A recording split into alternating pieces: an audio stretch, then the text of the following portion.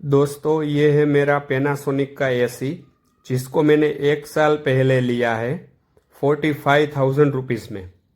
और 1 साल में 2 बार सर्विस करवाया है, वो भी 900 रुपये वाली सर्विस।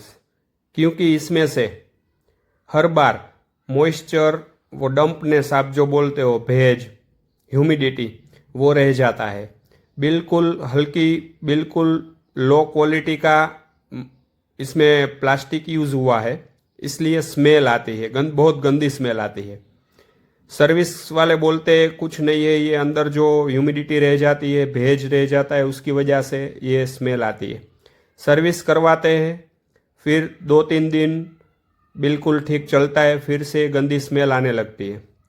और कोई दिक्कत नहीं है, पूरा निकाल के सब कुछ देख लिया है, पर इसमें जो मटेरियल यूज़ हुआ है वो बिल्कुल थर्ड क्लास है। तो पैनासोनिक के एसी में ऐसे मटेरियल्स यूज़ होते हैं, तो इतने रुपए का खर्च करके कभी भी मत लेना, मेरी ये आपसे सलाह है। ये मैंने सबसे बढ़िया मॉडल लिया था, ठीक है।